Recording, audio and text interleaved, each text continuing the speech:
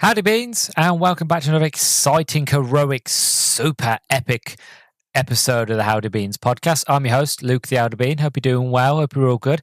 As per usual, today we're going to be looking at X-Men from 2000, a movie that, to be honest, I don't have that many memories of, surprisingly. I know. I think it's mainly, again, like Blade. It came at a time when I was just too young to really love it and appreciate it. Obviously, I've seen it multiple times, but it's one that I don't have that oldest sort of memories of. To be honest, most of my memories when it comes to X-Men and the Xbox movies is X-Men Last Stand. Like, that was the X-Men movie that we watched over and over again. And like even X2, but X1, it's not one that we watched a lot. So I'm excited to go back because, again, I haven't seen it in years. And it's kind of funny because I was actually going through all of my sort of box sets and sort of DVD collections. And I actually have the X-Men collection box set, which comes with X1, X2, and X3 Last Stand. And then I found, for some unknown reason, I have a 2-disc special edition. Do you remember those ones when they used to do 2-disc special editions of X-Men 2? And it comes with loads of special features. And I had no idea I had this one, but hooroo, I do indeed. Anyway, I'm going straight into it before I've even done the housekeeping. So a little bit of housekeeping, because I like to keep my house nice and clean.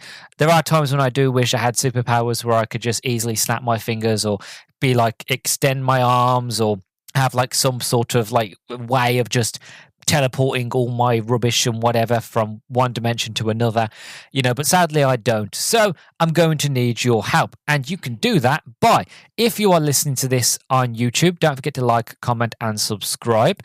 If you listen to this on Spotify, don't forget to leave me a 5-star rating and to follow the podcast on Spotify. Also, you can find the Howdy Beans podcast on TikTok and Instagram. Just type in the Howdy Beans podcast on those platforms and you'll find me there if you want more shorter form review content. Anyway, so this is part of a new series. So for anybody who is sort of returning, thank you. For anybody who is new and joining me, welcome. This is a new series where I look into the superhero movies that I grew up with. So far I've looked into Blade and had an absolutely fantastic time with Blade, and the response to that episode has been really, really well. So I'm really excited to get around to talking about X1 today. But if you're interested and you haven't listened to my review of Blade, please do go back and check it out because, like I said, it was a lot of fun. So as for my memories of this one, well, as I said, I don't have that many memories of it, to be honest. Like, I remember the story and I remember what goes on, and I remember distinctly the introduction of Rogue and how Rogue meets Wolverine. And that whole sort of cage fighting scene, and then he meets Sabretooth and he gets pulled out of a truck. And, there's little bits here and there that I remember. But overall, like I said, it wasn't never a one of the movies that you'd watch all the time. By the time that I really got into X-Men was X2. And then by the time I got a bit older, it was X3 Last Stand. And that was on TV all the time, and we bought it on DVD, and it was just constantly on repeat. I actually can't find my copy of X3. I'm sure it's around here somewhere, but would it work still? I don't know, because we probably wore that sucker out. The point is, I don't have that many memories of this first X-Men, so that's kind of got me more excited. Of I remember the story, and obviously I know the characters, and I know certain parts and things like that. But actually watching it from start to finish, I can't really remember much. So I'm really excited to see what this story sort of entails and how that then leads to X2 and stuff like that. And again, yeah, it's just interesting when you call yourself a superhero fan and Marvel fan, and then you're like, "Oh, have you seen this one?" And he goes, "Yeah, haven't seen it in years, but I liked it." It doesn't really add much credibility to your repertoire, does it? Really, especially how let's be honest, X-Men. If it was Blade was shown the audiences and the studios, most importantly, that a superhero movies can not only be done well, but be done successfully. And then 2 years later, they do X-Men. And then it just took off from there. And as I said in the Blade review, then you got you got Sam Raimi came along to do Spider-Man. You had at X2, you had Fantastic Four, you had the Punisher movie, which I really do like. The Punisher movie with John Travolta, I think it's absolutely class. Apparently, there's an extended cut version of that, which I've got to watch. But and Daredevil. I know people don't like Daredevil. I quite like Daredevil with Ben Affleck. And then there's an extended version of that, which I haven't seen. There is also Elektra, which I've never seen, but I've heard it's trash, but I kind of want to watch it as well. So I might do that for this series. And like Ghost Rider, Nicolas Cage, absolutely sort of revolutionary, genius casting. And again, I love that movie. I even like the second Ghost Rider movie, even though it's kind of funny that the second Ghost Rider movie was a reboot, but Nicolas Cage did that well of a job, they brought him back for the reboot. And I like both of them, to be honest. The second one is a bit, but even so, I like them both. So if it wasn't for like Blade and X-Men, who knows where we would be today? Would we have got those movies? Would we have had the MCU as it is now with like Iron Man and stuff like that? And again, I'm going to bring it up until we get there. But the Hulk by Ang Lee is still my favorite. I'm actually currently holding my limited edition Hulk box set, which I can't wait to show off on TikTok. So if you want to see it, I will show it off on TikTok when we get round to talking about the Hulk, because it is one of my favorite limited edition collector's sets that I own. But I'm going off track. The point is, X-Men, I love it, but I just haven't seen the first one in a very long time, but I'm excited to jump into it. So without further ado, let's get into it, shall we? So for anybody that doesn't know X-Men, who's just jumped in willy-nilly, very blindly, which you're a very brave person, but if you are one of those people that have just jumped in willy-nilly and don't know the story of this movie, of the X-Men, allow me to elaborate by reading the synopsis. So it goes as follows. They are children of the atom, Homo superior, the next link in the chain of evolution. Each was born with a unique genetic mutation, which at puberty manifested into an extraordinary power. In a world filled with hate and prejudice, they are feared by those who cannot accept their differences. Led by Charles Xavier, the X-Men fight to protect a world that fears them. They are locked in a battle with former colleague and friend Magneto, who believes humans and mutants should never coexist.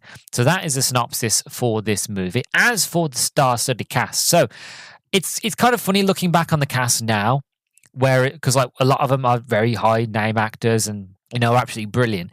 But at the time, specifically like Hugh Jackman was a nobody. Like he was a theatre lad, he did in theatres and plays and musicals. Like even he goes, when he got the script for this movie, even he goes, I showed it to my wife, and my wife was like, this is the big piece of like drivel I've ever heard in my life. But he was like, no, I want to do it. And then he did it. And, the rest is history. Like he has been Wolverine for 26 years now. And I'm sure he's going to keep being Wolverine. Even when they get a new one, people are going to still see Hugh Jackman as Wolverine. And he keeps saying he's not going to come back, but he will. And I can't wait to get round to talking about Logan, because Logan is one of the best superhero movies ever made. And I remember going to cinemas to watch it and bawling my eyes out. But we'll get there when we get there. Anyway, let's talk about the cast, because the cast is just stellar. So you've got Patrick Stewart as Charles Xavier, Hugh Jackman as Logan, Ian McKellen as Magneto. If I believe correctly, I think he was doing Magneto while he was also doing Gandalf as well. Or I think he did Magneto before Gandalf. I'm not sure. One or the other. But I just find it's interesting that he played two characters that are so iconic around basically at the same time. And I just love that. I can never pronounce her name, but she's absolutely gorgeous, and I wish I could pronounce her name. So I'm going to try my best.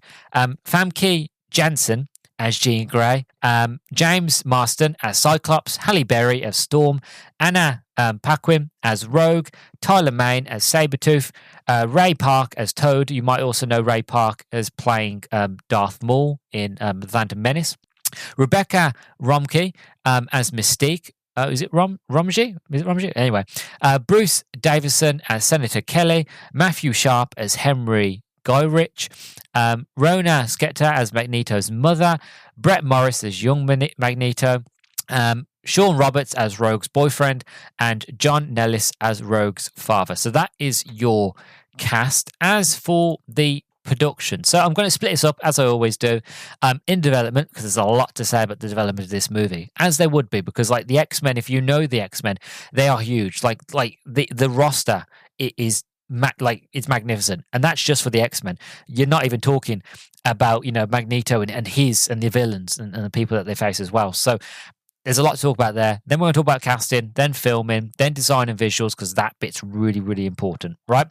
But before I do, I'm going to take a quick break, and then I'll come back and then we'll talk about the development. And I'm back. So, as for the development, it goes as follows. So, Marvel comic writers and chief editor Gary Conway and Roy Thomas wrote an X-Men screenplay in 1984 when Orion Pictures held an option on the film rights, but development stalled when Orion began facing financial troubles.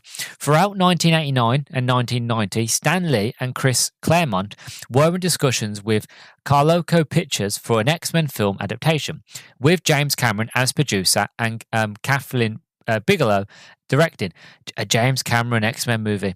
It would have been brilliant then, and it would be brilliant now, to be honest, because James Cameron, the man just can't lose. You know, he's had most of his movies are $1 billion movies, and the man's been to like the bottom of like the Mariana Trench, and he's been to Titanic multiple times. That I'm sure he just lives there at this point. So, you know, an X-Men movie done by James Cameron would just be legendary, in my opinion. But, you know, it didn't happen. Anyway, a story treatment was written by Bigelow, with Bob Hoskins being considered for Wolverine. I'm laughing because it's just funny to imagine Bob Hoskins as Wolverine. You know, I would even try and do an impression because it'd be terrible. But I just imagine like his character from Who Framed Roger Rabbit, just saying the word Bob, and then also in claws coming out. It would just be ridiculous. Like Bob Hoskins, he was a brilliant actor, but like he has the height for it. He has the right height for a Wolverine, because Wolverine really, you know, people who don't know the comics, but you know, Wolverine's a short ass. He's tiny. Okay, so again, it would have fit the height, but yeah, the character wouldn't have been great. Sorry, I went off kilter there, but it just kind of made me giggle. I couldn't have that comment and laugh. Anyway, let me move on. So he was considered for Wolverine, and Angela Bassett as Storm. Yeah, I could see Angela Bassett as Storm. Yeah, I definitely could. She would have done a brilliant job, to be honest. The deal fell apart when Stan Lee piqued Cameron's interest in a Spider-Man film. A Spider-Man movie with James Cameron would have been brilliant as well. Carloco went bankrupt, sadly, and the film rights reverted to Marvel. In December 1992, Marvel discussed selling the property to Columbia Pictures, to no avail. Meanwhile, Avi Arad produced the animated X-Men television series for Fox Kids, which was brilliant, by the way. Which reminds me, I still need to watch X-Men 97, to be honest. I still haven't got around to it, which I'm going to need to do it, especially if, you know, going into Doomsday, it's going to be very important. I have a feeling anyway. Anyway, 20th Century Fox was impressed by the success of the television series, and producer Lauren Shula Donna purchased the film rights for the property in 1994, bringing Andrew Kevin Walker to write the script. Walker's draft involved Professor X recruiting Wolverine into the X-Men, which consisted of Cyclops, Jean Grey, Iceman, Beast, and Warrington III. The Brotherhood of Mutants, which consisted of Magneto, Sabretooth, Toad, Juggernaut, and the Blob, tried to conquer New York City, while Henry Peter Greach and Bolivar Trask attacked the X-Men with three 8-foot-tall Sentinels. The script focused on the rivalry between Wolverine and Cyclops, as well as the latter's self-doubt as a field leader. Part of the backstory invented for Magneto made him the cause of the Chernobyl disaster. The script also featured the X-Copter and the Danger Room. Walker turned in his second draft in June 1994.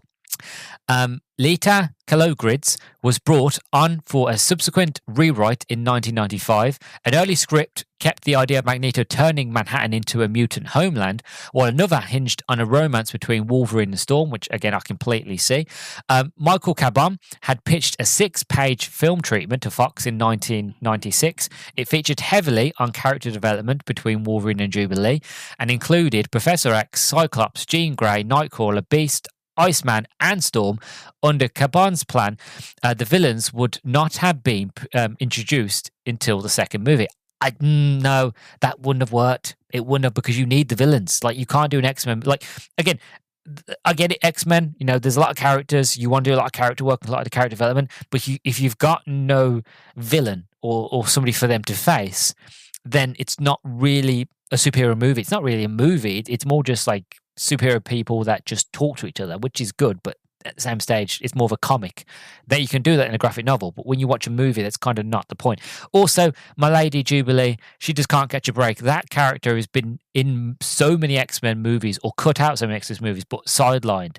Generally, she's a brilliant character in X-Men, but they never seem to use her properly, or they have her, but they just cut her out, and I don't know why. Anyway, it's going to take me forever to get through this because I keep stopping myself. I need to focus. Anyway, Fox considered Brett Ratner, who would later direct X-Men The Last Stand, as a director and offered the position to Robert Rodriguez, but he turned it down. He would have done a brilliant job, I'm sure. After the commercial success of Mortal Kombat in 1995 in the United States, Paul W.S. Anderson was offered the position but turned it down, wanting to shift away from making another PG-13 rated film in favour of making an R-rated horror film, which he did, which was called Event Horizon, which I love that movie. Underrated film. Following the release of The Usual Suspects, Bryan Singer was looking to do a science fiction film and Fox offered him Alien Resurrection. But producer Tom DeSanto felt he would be more appropriate for X-Men. Singer was hesitant to direct a comic book film, but changed his mind after DeSanto presented the themes of prejudice in the comic that resonated with Singer. In August 1996, Ed Solomon began work on the script. By December 1996, Singer was in the director's position, while Solomon completed a rewrite that month. Solomon's hiring was publicly revealed in April 1997, and Singer went on to film Apt Pupil. Fox then announced a Christmas 1998 release date. John Logan and James Shamus provided script revisions, with the latter focusing solely on fleshing out the characters. In late 1997, the budget was projected at $60 million. In 1996, Claremont returned to Marvel and, seeing how Fox was still struggling with the script, sent them a 4-page-long memo where he explained the core concepts and what dissociated the X-Men from other superheroes. In late 1998, Singer and DeSanto sent a treatment to Fox which they believed was perfect because it took seriously the themes and the intent of Xavier and Magneto, comparisons to Martin Luther King and Malcolm X. Unlike the other scripts, they made Rogue an important character because Singer recognized that her mutation, which renders her unable to touch anyone, was the most symbolic of alienation. Singer merged attributes of Kitty Pryde and Jubilee into the film's depiction of Rogue, which they did. Magneto's plot to mutate the world leaders into accepting his people is reminiscent of how Constantine's conversion to Christianity ended the persecution of early Christians in the Roman Empire. The analogy was emphasized in a deleted scene in which Storm teaches history. Senator Kelly's claim that he has a list of mutants living in the United States recalls Joseph McCarthy's similar claim regarding communists. After the disastrous reception for Batman and Robin, the release of Blade convinced some film studios that a Marvel character could carry on a movie. Fox, who had set the budget at $75 million, rejected the treatment, which they estimated would have cost $5 million more. Beast, Nightcrawler, Pyro, and The Danger Room had to be deleted before the studio greenlight X-Men. Fox head Bill Mechanic argued that this would enhance the story. Singer concurred that removing the Danger Room allowed him to focus on other scenes he preferred. Elements of Beast, particularly his medical expertise, were transferred to Jean Grey. In mid-1998, Singer and DeSanto brought Christopher McQuarrie from The Usual Suspects, and together they did another rewrite. McQuarrie was initially slated to work on the script for only 3 weeks, but had not yet delivered his draft by October 1998. Joss Whedon was brought on during production to rewrite the last act. Whedon was highly critical of the script and instead performed a major overhaul. Wheaton's draft featured the Danger Room and concluded with Jean Grey dressed as the Phoenix. According to Entertainment Weekly, this screenplay was rejected because its quick-witted pop culture referencing tone, and the finished film contained only 2 dialogue exchanges that Whedon had contributed. Whedon also claimed to have been invited to the table read, completely unaware that his script had been thrown out. Oh, bummer. Actor and producer David Hayter, who at the time was working as Singer's assistant, was brought in for rewrites due to his extensive knowledge of the original comics. Hayter took great pride in retaining much of the core elements from a source material, such as Wolverine's Canadian background. As the studio wanted to make him American, he received solo screenplay credit from the Writers Guild of America. While Singer and DeSanto were given story credit, the WGA offered Maguire a credit, but he voluntarily took his name off when the final version was more in line with Hayter's script than his. In July 2020, The Hollywood Reporter revealed that Maguire and Solomon both removed their names from the film due to the studio's torturous process. Solomon would later express regret about removing his name. Hayter claims that 55% of his script ended up in the finished film, with other insiders claim that the majority of what is on screen was written by Maguire and Solomon was with only small contributions from Hayter. So that is the development. As for casting, Glenn Danzig was invited by Fox to audition for the role of Wolverine in 1995, as his height and build closely resembled that of the film's protagonist, as described in the original comic books. However, he declined due to scheduling conflicts with his band. When Singer's took over as director, Russell Crowe was the first choice to play Wolverine, which I can definitely see it, but he turned it down, instead recommending his friend and actor Hugh Jackman for the part. Jackman was an unknown actor at the time. While several more established actors offered their services for the role, Jackman's wife, Deborah Lee Furness, told him not to do it after reading the 3 pages he was given. Jackman was initially rejected as he was deemed too tall for the role. Singer brought Viggo Mortensen to view storyboards, but Mortensen's son was vocal about the character's imposing appearance. Mortensen was also apprehensive about signing on for multiple films. Doug Ray Scott was cast as Wolverine in a multi-film deal, but was forced to back out due to scheduling conflicts with Mission Impossible 2. In early October 1999, and sustaining injuries in a motorbike accident, Scott also said that Tom Cruise made him drop out of the role as well. Jackman was then cast 3 weeks into filming based on a successful audition. Patrick Stewart was first approached by Singer to play Xavier on the set of Conspiracy Theory, which was directed by X-Men executive producer Richard Donner. Michael Jackson actively campaigned for the role of Xavier, but was never seriously considered by the studio. He also wanted to be Spider-Man, by the way. So a bit of trivia for you, which I'm sure we'll talk about when we get to that movie. Chris Potter, who voiced Gambit in the animated series, auditioned for the role of Cyclops, but Jim Caviezel, I can't pronounce your name, secured the role and eventually backed out due to scheduling conflicts with Frequency. I'm sure he's the bloke from, what was he from now? John Reeves in the CBS series Person of Interest. Oh, yeah, he wasn't what I was thinking about. Anyway, James Marston was unfamiliar with his character, but he soon became accustomed after reading various comic books. Marston modelled his performance similar to a Boy Scout, Anne Paquin dropped out of the lead role in Tart in favour of X-Men. Rachel Lee Cook was offered the role of Storm, but she turned it down due to her tour obligations. Singer and Hayter originally offered the role of Jean Grey to Charlie Sharon, which again would have been brilliant, but she turned it down. Singer cast Bruce Davison and Ian McKellen, both of whom had acted in his previous film Apt Pupil. McKellen responded well to the gay analogy of the film. The analogy of the mutants as outsiders, disenfranchised and alone, and coming to all of that at puberty with their differences manifested. Singer explained, Ian is an activist and he really responded to the potential of that allegory.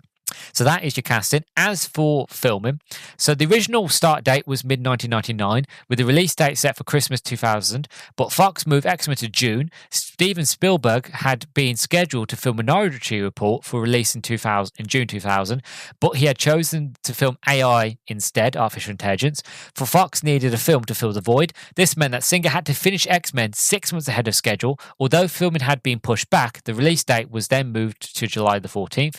Filming took place from September the 22nd, 1999 to March the 3rd, 2000 in Toronto and Hamilton, Ontario. Locations including Central Commerce Colgate, Distillery District and Canadian Warplane Heritage Museum, Casa Luma, Roy Thompson Hall and Metro Hall were used for the X-Men interiors, while Parkwood Estate, located in Oshawa, east of Toronto, was chosen for exteriors. During production, Singer would allegedly arrive late and experience mood swings and explosive tantrums. At the time, Singer claimed to be taking medication for back pain. Cast and crew members found Singer's drug use to be too problematic. Kevin Feige, That name will come up a lot, by the way.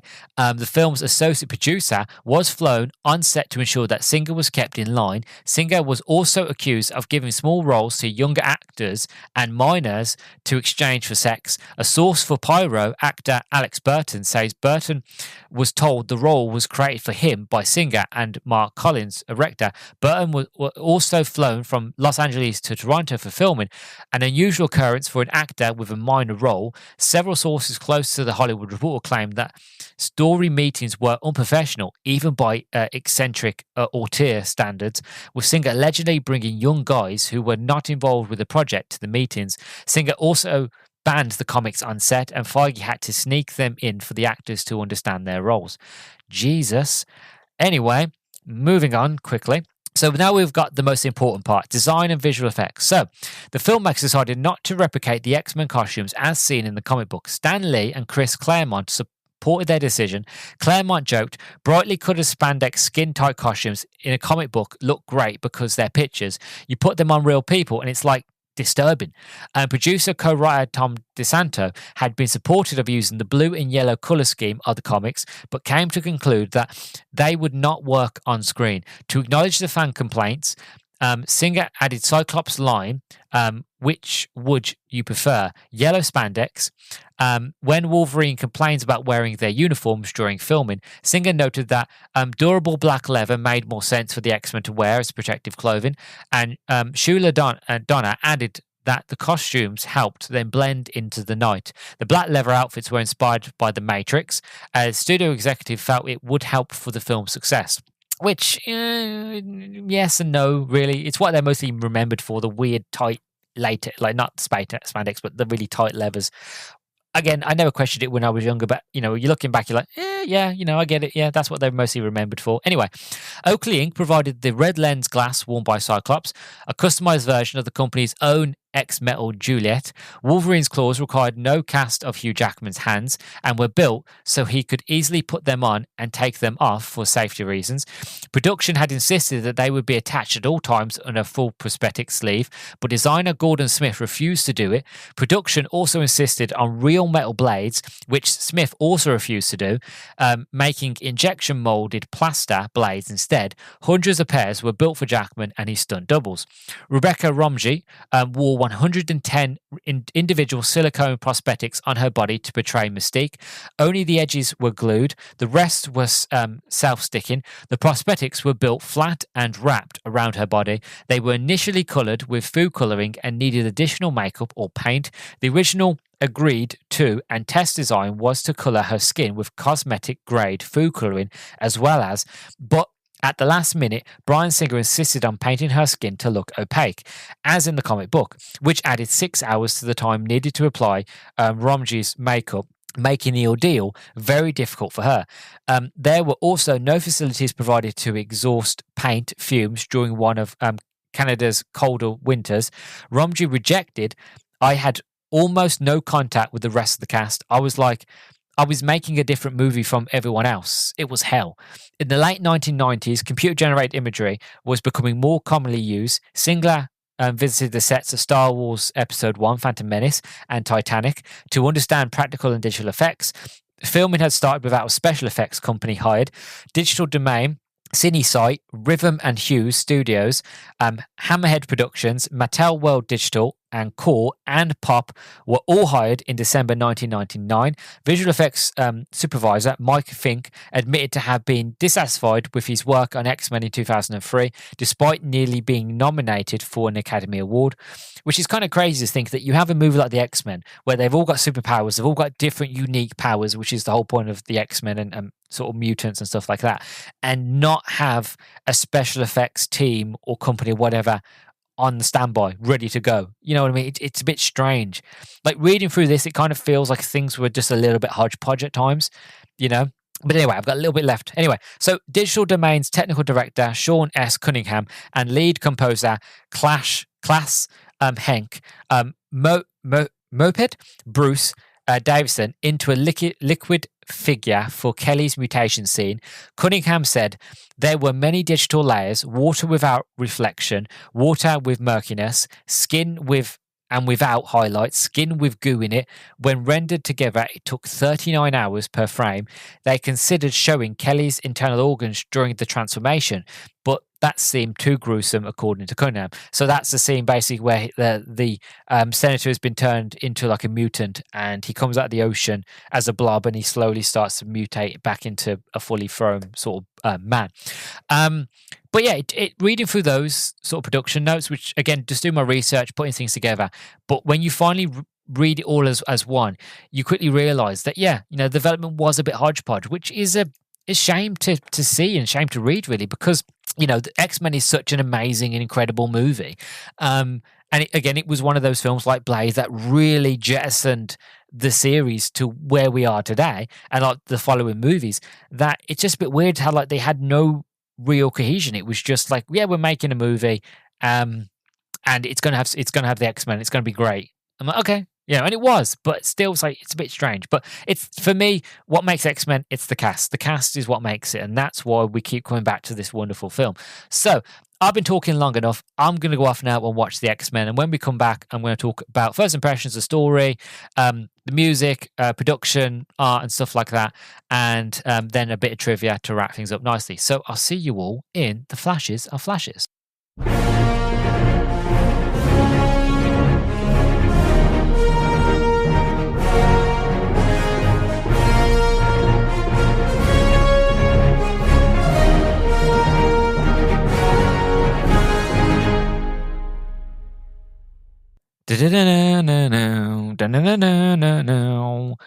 Oh, what a movie. What a great film. It's a surprise, actually, that I haven't seen this movie in so long. Like, generally, it was weird watching this movie, and not for the movie itself, but for my mindset as I was going through it, because like I said, I've been spoiled throughout my years growing up watching superhero movies as they've gone on since like Blade, and as they've progressed and technology's gotten better. I've seen things. I've been to worlds. I've seen the incredible things that they can do with superhero movies now. Like Doomsday's around the corner, but what they were able to do with like Endgame and like Iron Man only a few years later since this, I have been spoiled.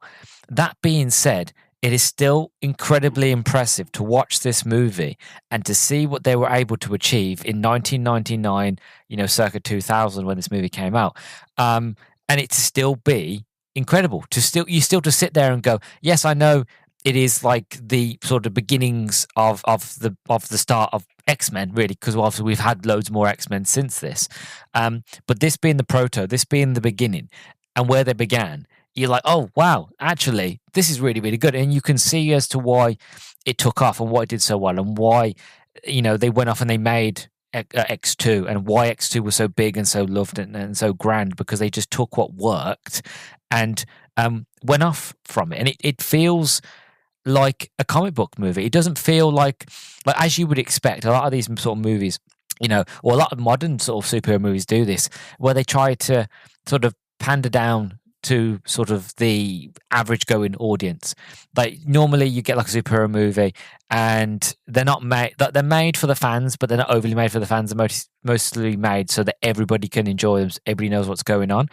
Whereas when I watched this movie, and it was the same feeling I had when I watched Blade, that movie and this movie, it feels like they're made for the fans. Like there is a little exposition here and there. There's moments where it talks about who Magneto is, who Xavier is, who the X-Men are. It explains the whole sort of struggle that's going between humans and mutants and all that sort of jazz. It does the explanations that it needs to do, but it's not overly in your face of like, have you got it? Do you get it? Okay. It's just the fact of it's hinted or it's mentioned in the background of a scene. And if you catch it, you catch it. If you don't, you don't. But it's done in such a way that the story just keeps going. It keeps moving. Like you can see who each X-Men is. You can see whose powers and what they have. And the movie just keeps going on. And I really like that because it generally feels like it was made for the fans. It was made for those people that grew up and read X-Men, who watched the original X-Men animated series in the 90s, which again, I still need to finish. I've seen the reruns, but I need to finish that. Then I need to go onto Disney Plus and watch X-Men 97, I think it's called, because I think season 2 of that is coming out soon. Marie, the wonderful Marie, from Two Girls, One Reusable Cup, or the We Need a Rose podcast now, she she watched it, and I remember she was telling me how great it is and how like brutal and incredible. So like now watching this, it's kind of like revitalized me that I need to go back and to watch that. But before I properly get into everything, I do want to read one thing that I missed out by accident while I was sort of doing my introduction. I want to talk a little bit about the background and creation of the X-Men before we get into it. So, in 1963, with the success of the Fantastic Four, co-creator Stan Lee wanted to create another group of superheroes. Unlike Lee's earlier creations, such as Spider-Man, who had acquired their powers through scientific means, Lee decided that this new group of heroes were mutants, born with powers, as he had grown weary of creating separate origins for each hero. In 1987, interview with Jack Kirby, he said, "The X-Men, I did the natural thing there. What would you do with mutants who were just plain boys and girls and certainly not dangerous? You school them. You develop their skills, so I gave them a teacher, Professor X, of course. It was the natural thing to do. Instead of disorientating or alienating people who were different from us, I made the X-Men part of the human race, which they were. Possibly radiation, if it is beneficial, may create mutants that will save us instead of doing us harm. I felt that if we train the mutants our way, they'll help us, and not only help us, but achieve a measure of growth in their own sense, and so we could all live together." Lee devised a series title after Marvel publisher Martin Goldman turned down the initial name, The Mutants, stating that readers would not know what a mutant was. Well, he's got a point. If you didn't explain it, they wouldn't know what it means. Within the Marvel Universe, the X-Men are widely regarded to have been named after Professor X. The original explanation for the name, as provided by Xavier in the X-Men #1 from 1963, is that mutants possess an extra power, one which ordinary humans do not. This is why I call my students X-Men, for extra power, apparently. So I just wanted to do a little bit, that tiny bit of background and creation before we get into sort of this movie. I'm still in overall thoughts and it's sort of impressions. I love how this movie begins. I love how it starts. Like, it starts very cleverly because straight away you learn these two characters of who they are and what they stand for. So firstly, the movie begins and you're looking at, I think, synapses or maybe bits of DNA, something like that is going on screen. It reminds me very much of like the intro of like Sam Raimi's Spider-Man. Anyway, it begins sort of like that, and you have like a voiceover by Charles Xavier, and he's talking about how that, you know, every sort of few millennia, the evolution sort of changes, and that humans appear, and then animals grow, and wings and stuff like that. But just sometimes in the last sort of few millennia, you know, evolution has sort of accelerated once again, and now we have mutants, and it really sort of sets the scene of, you know, Charles Xavier talking about mutants. So it kind of gets you into it already. If you don't know what's going on with who the X-Men are, you have an idea. Okay, mutants, it's to do with evolution. It's the next sort of evolution of mankind. Some people have powers, some people don't. And, you know, and then it begins with Poland in 1944, and you know where you are. Like there's no big word that says Auschwitz or anything like that, but you know where you are. You're in somewhere not very nice. There's soldiers, there's gates, there's people being crowded, and they're being funneled down a lane, and there's a little boy and his mom and his dad, and they're walking down. And it's horrific. It's a horrible, heart-wrenching sort of scene, as it should be, but it's very heart-wrenching. And then Eric, which you don't know who he is at the time, but Eric gets pulled away from his mom and dad. They get sort of sent away. He's trying to get back to them, like, no, please, like, get me back to him. The soldiers are trying to grab him, pull him back. And obviously we learn this in X-Men First Class, but obviously I won't talk about that so much because that's like a future movie, and they do kind of change the timeline there a little bit with it, so I won't get into those sort of movies. Anyway, what we learn from that movie is the fact of mutant abilities can sort of emerge naturally, or they can emerge through a traumatic experience. That if the body or mind is pushed enough, a traumatic experience will bring on the mutation, as if kind of like a safety net, like a way of the brain protecting itself, of bringing the power on so that they can defend themselves. And Eric, again, he's incredibly distraught. You can see his parents being taken away. Again, it's not known as to where they're going as of yet. I'll get to that in a minute. But he's there and he's just putting his hands up and he's screaming, like, ah, ah. The soldiers are trying to pull him back. And as he's doing that, the bars, the gates are bending. He's bending them to his will. And the men are trying to pull him back, but he's being pulled forwards because he's like gravity. He's being pulled towards them as he's pulling the gates. He's trying to rip them open. And in the end, they had to knock him out. And the soldiers sort of fall to the ground. He falls to the ground. They throw Eric off them and they look up at these gates.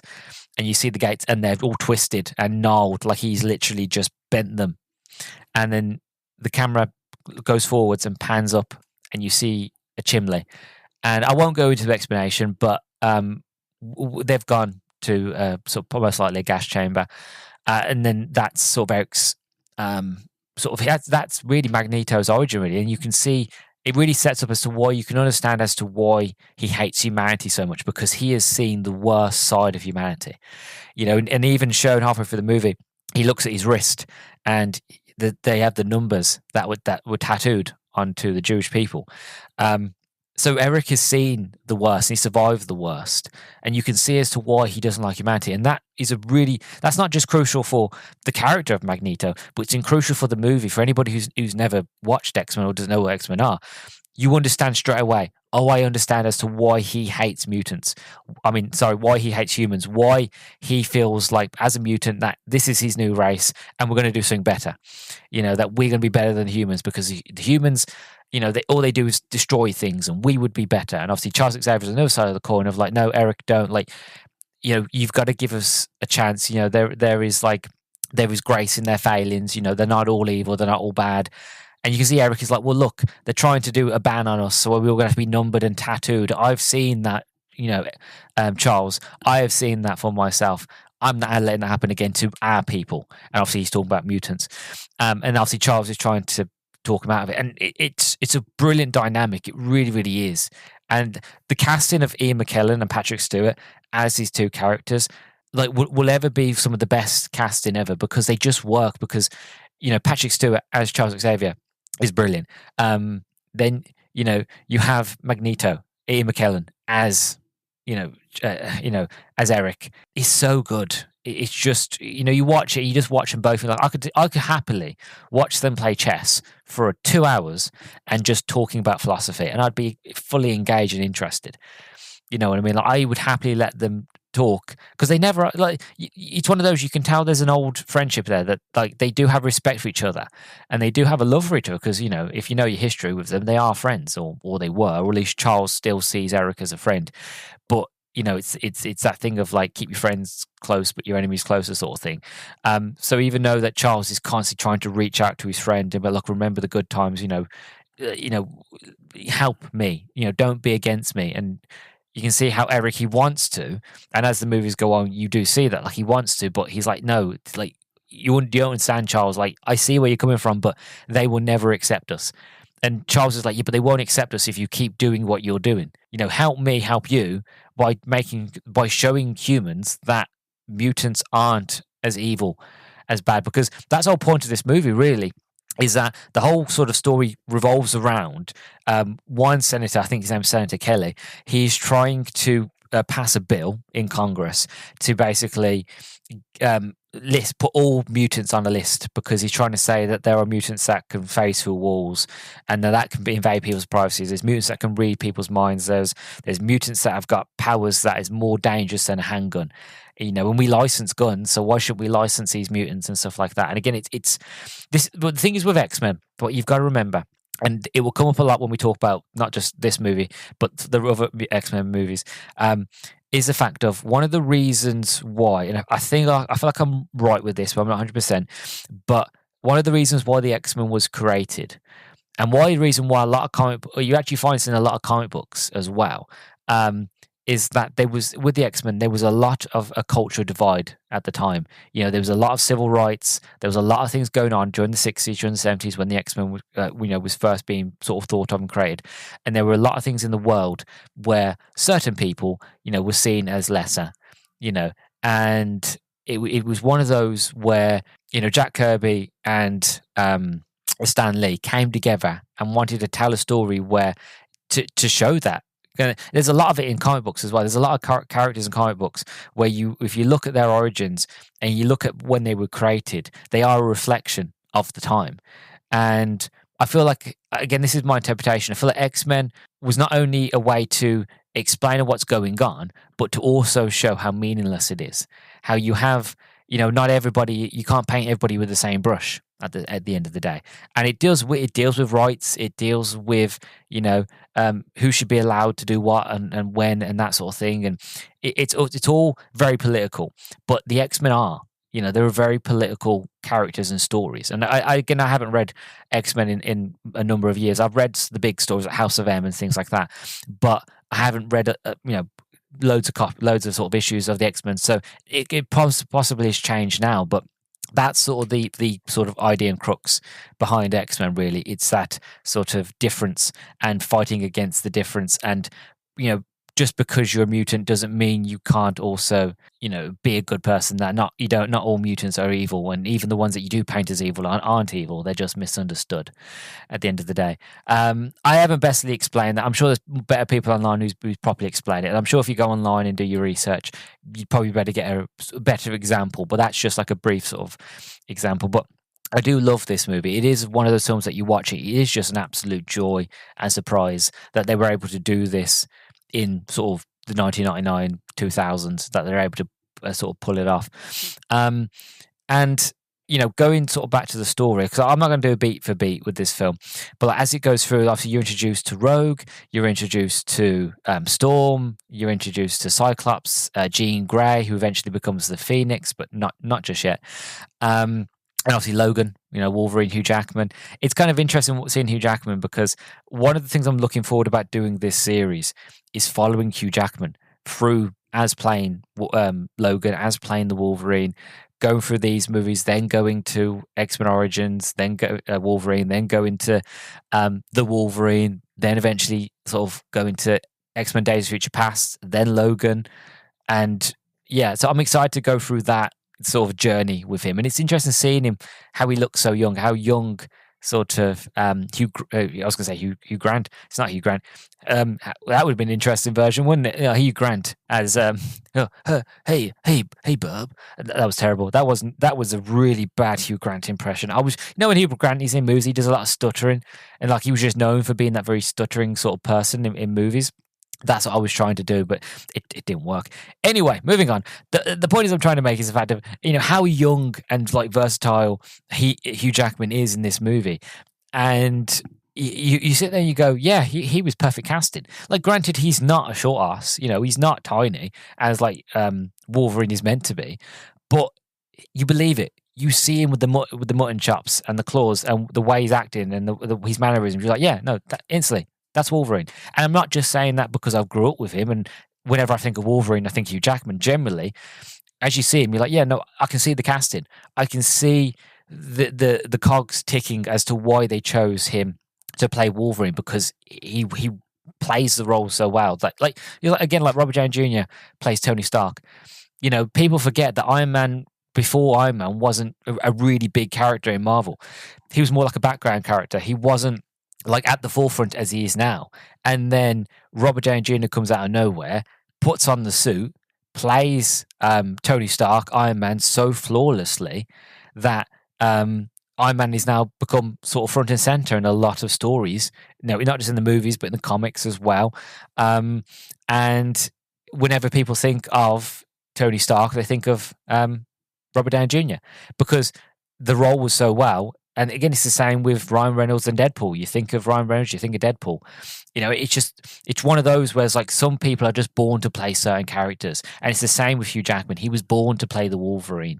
And if anything, you can just say, as time's gone on, as he's been playing Wolverine for so long, that you can see the evolution of his character, how Logan's got older and how Hugh Jackman's gotten older and how his sort of skill as an actor has improved and has gotten better. And so has the character, that by the time you get to Logan, like I said, when I watched that movie, I was in tears. I was flooded because I grew up with him, and then to get to the end of that movie and to actually have the death of Wolverine, it was like, oh my god, it was hurt. It hurt. It physically hurt. I was emotional. My dad, not so much. He couldn't understand why I was getting upset, and I tried to explain it to him, but I just couldn't. But it hurt. It really did. And again, Logan is still one of my favorite movies of all time. Superhero movies, that is, because it's just so good. And again, I can't wait to get to it. But I love to see the evolution of that. And again, it's the same with Patrick Stewart. Ian McKellen, great.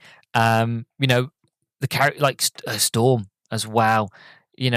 How they managed to get Halle Berry as Storm, which is kind of funny because she plays Storm brilliantly, and then she ended up playing Catwoman, which I don't mind. Again, I haven't seen that movie in a long time. I remember not minding it at the time, but I just find it funny how she went from being Storm, when she was brilliant, and then she went to Catwoman, and people were like, "Nah, it isn't it."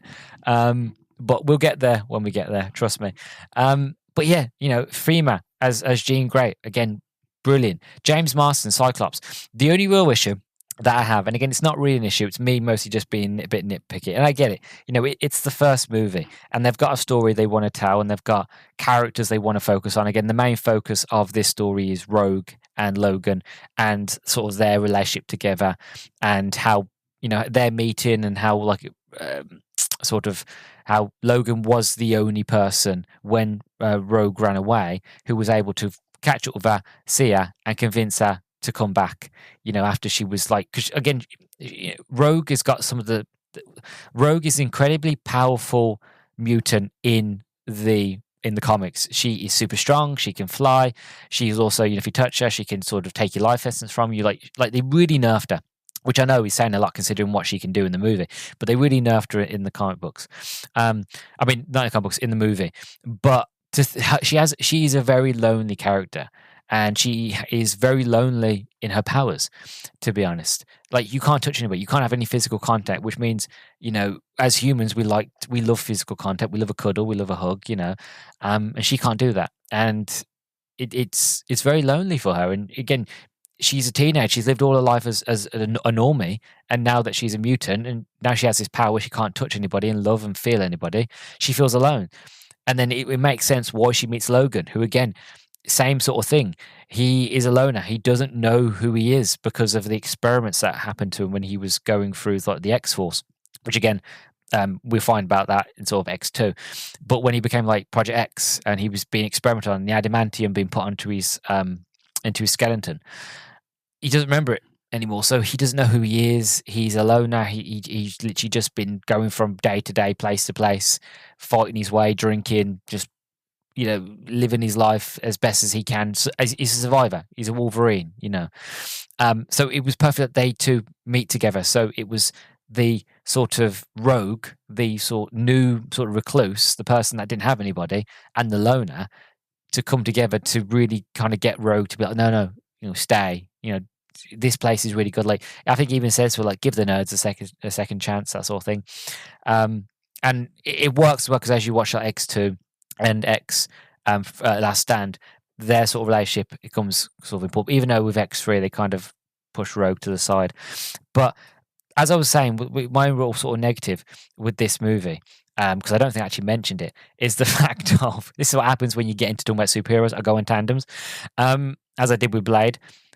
But one sort of negative I have with this, again, I know it's like the first movie and stuff like that, but I wanted more X-Men. And what I mean by that is the fact if you only really get to see the X-Men be the X-Men till the end, really. You get to see their powers, like you get to see Cyclops with the psionic blasts and things like that. You get to see Storm control the weather. You get to use Jean, you see her use the telekinetics, things like that, and read Logan's mind. You get hints here and there, but you don't really see their powers till the end. And even then, when you see their powers, they're getting their ass beat by Toad. And it's like, hold on, these are meant to be the X-Men.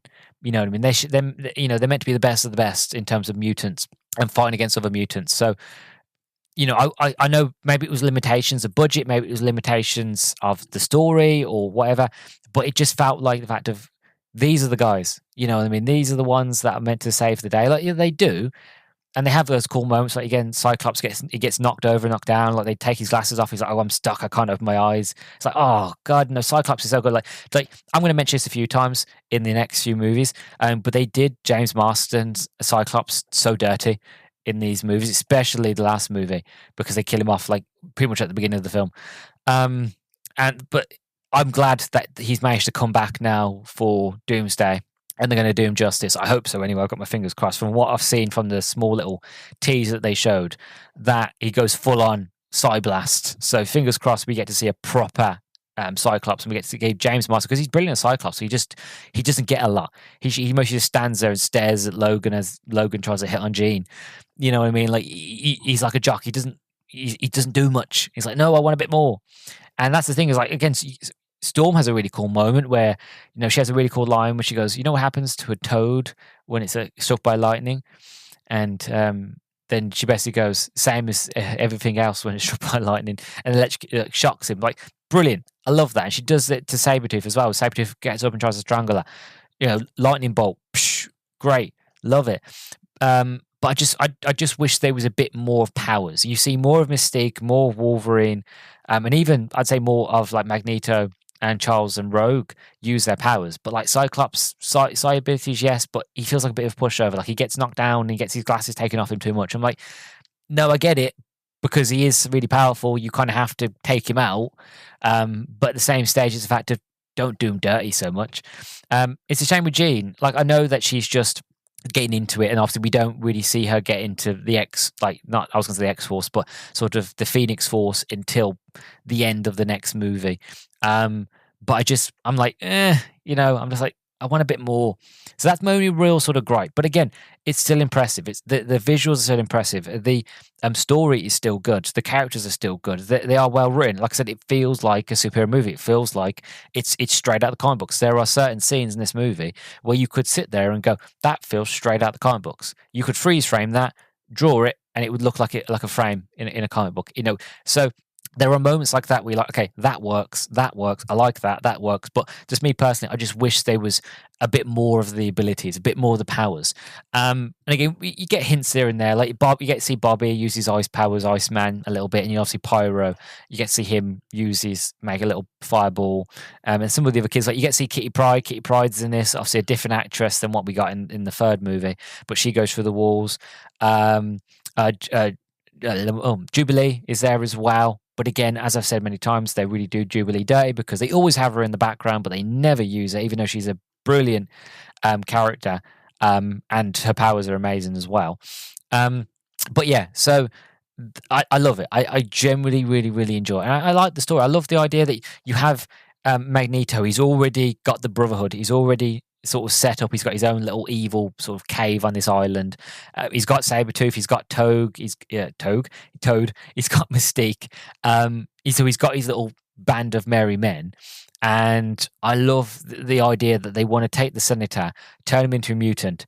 And it's that idea. It kind of reminded me of, if you've seen The Incredibles and you've got Syndrome, and he basically he's talking to Mr. Incredible, and he goes, I'm going to get my inventions and I'm going to sell them to everybody, and that once everybody's super, nobody will be. And it's that same sort of idea with this, is that me as Magneto, I'm going to turn Senator Kelly into a mutant. He's going to make him one of us, so that when you're one of us, you can, you are no longer human, that means that you're going to be able to see how people that you've rallied, that rally behind you, the people that don't like mutants, they will now see you for who you truly are as a mutant, that you've been lying this whole time, and that they won't love you, respect you. And he's saying, like, welcome to the Brotherhood, welcome to being a mutant, to being one of us.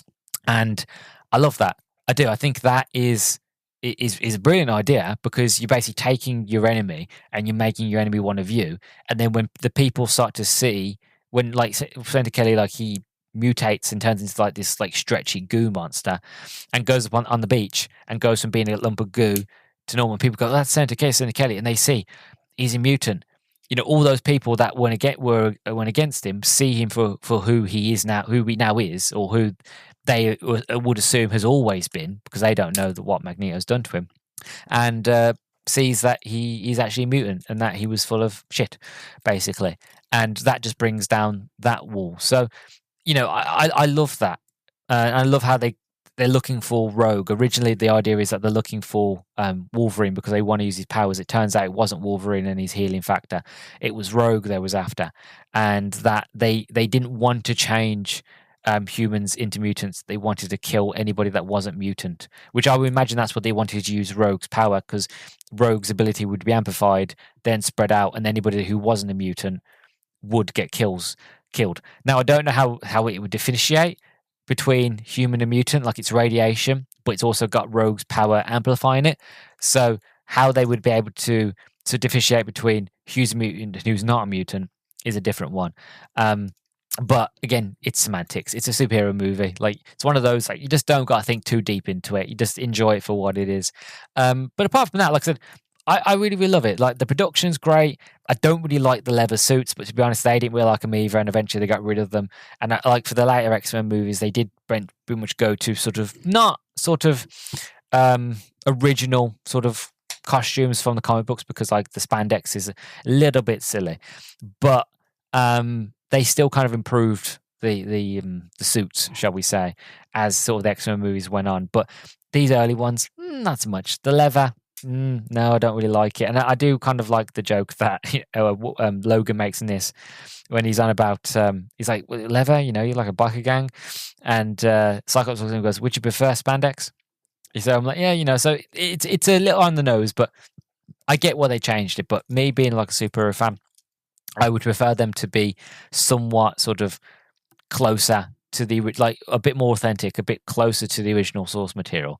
It's like, you don't have to go with the big poppy sort of colors, but just have each character feel unique. So make Storm feel like Storm, make Jean Grey feel like Jean Grey, Cyclops look different. So you all know they're part of the same team, because like Storm has a cloak, which is great. But that's the only thing that really differentiates her. That she's still wearing the leather, and like each of them have like a different color pinstriping. But apart from that, like, it's all leather. So again, have something that differentiates them. So like different looking costumes, they look different. When you watch, I'm trying to think, for example, let's try and think of something. I was going to say Fantastic Four, but it's a bad example. Here we go. Thunderbolts. In the Thunderbolts, they're all wearing different outfits. So Nomad, it looks different. Where you've got, Ghost, she looks like Ghost. Yelena is different. Iron Guardian looks like Guardian. If they all wear the same suits, so like, yeah, we all know they'll be different, but then that just means they all look the same. So you've got two guys with shields, and then you've got two guys with guns. What differentiates them? You know what I mean? So what makes them special is that they have their unique look. And I feel like that's what they should have done with the X-Men here, is the fact of, if they didn't want to go too outlandish, fine. And I know they wanted them to be part of a team, to be part of the X-Men sort of team. I get that. And they still could have had the X-Men symbol on it, kind of like the Fantastic Four, but just have some sort of character things, little personal touches. So you can tell that, yeah, I am an X-Men, but my suit is tailored to me personally for my ability, that sort of thing. So that's what I'm looking for. And I know they do it with the later movies, so I do appreciate that. But obviously, when you watch this, you'd be like, oh no, the leather doesn't really work. But then again, it's like the early 2000s, so I get it. That was just the style for the time. You're following very much like, the Matrix and things like that. But yeah, overall thoughts as we come to sort of wrapping things up. This movie is really, really good. As I said, it's been a while since I've sat and properly watched it, and I forgot how good it was. And it was just interesting going back to see it all, see the beginnings, and seeing how good the casting is, and to really sort of, I already appreciate the casting, but to appreciate a lot more, going back and watching the original X-Men and just sitting there and going, wow, yeah, they nailed it on the head with the casting. They nailed it on the head with the character development, the character work. And you can see as to why, with the following movies, why they focus on certain characters, why they flushed out other characters. And why the second movie, X2, is so widely loved and highly acclaimed as being one of the best superhero movies of all time.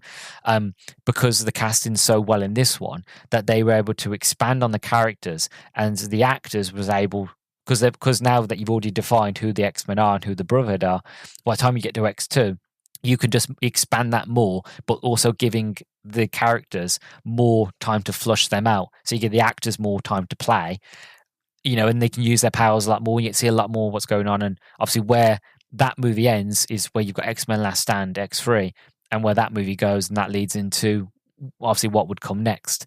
So yeah, I'm really happy that I'm starting this series. I am like the Blade episode went really, really well. People really loved it. I think that's currently like 30 downloads, which is incredible. Sean from Review It Yourself really loved my impression of Peaches. No, is it Peaches or the big fat vampire one? Which again, I didn't know how that was going to come out, but then when I listened to the review back, I was like, actually, it came back really, really well. So I'm glad for that. But I'm also excited as well because I'm going into the X-Men. No, you forget how good these movies are because, again, like I said at the beginning of this, I'm spoiled nowadays because there's so many like superhero movies, and I love them all, and I've watched them all. I watch DC, I watch Marvel, or any sort of superhero movies. Invincible, I watched that. The Netflix shows that were on, like Daredevil, Punisher, Jessica Jones, watch them.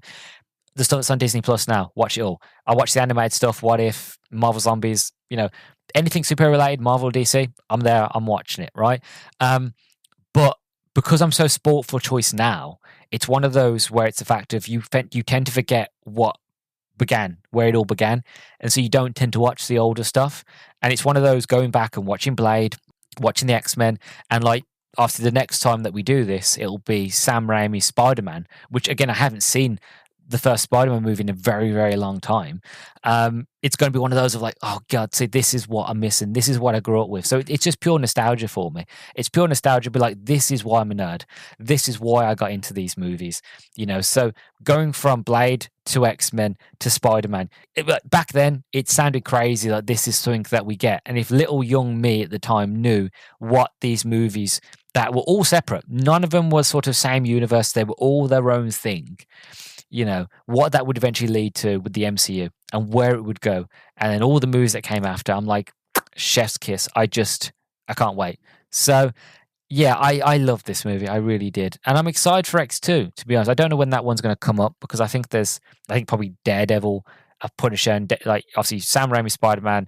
I think Blade 2, then it's Daredevil, then I think it's Punisher, possibly Elektra before we even get to X2. So it's going to be a while before I get there, but either way, fingers crossed, toes crossed, fucking everything's crossed. Like I'm just can't wait to get there. Hopefully it comes soon. So yeah, I've had a brilliant time. But again, that's what I think. What do you think?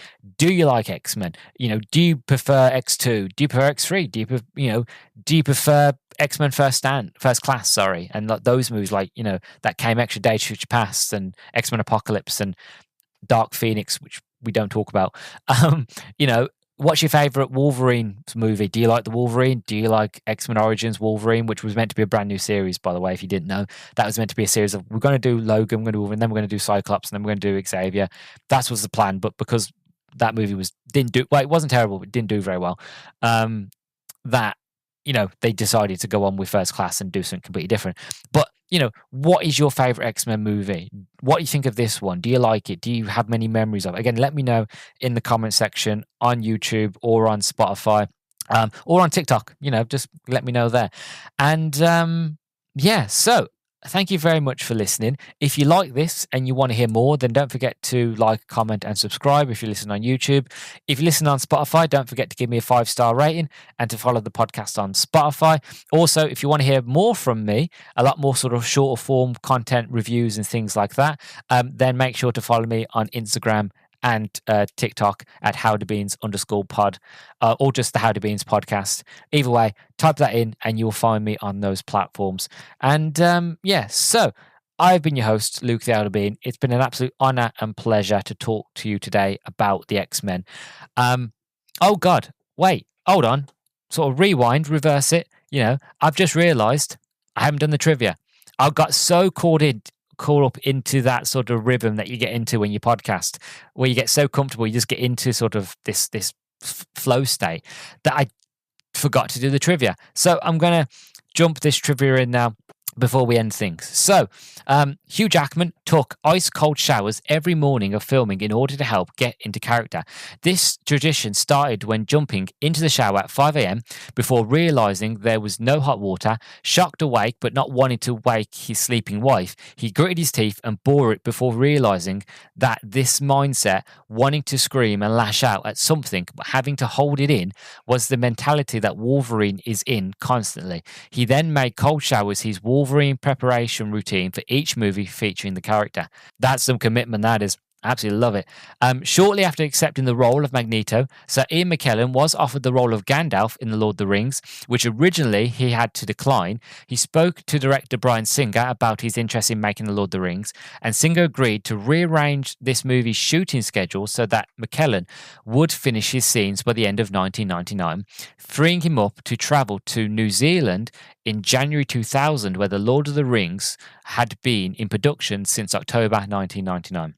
So it's brilliant to me to hear that Ian McKellen not only played one of the best superhero characters of all time, Magneto, but he was also playing one of the best fantasy characters of all time in Gandalf at the same time, and the movies came out relatively at the same time.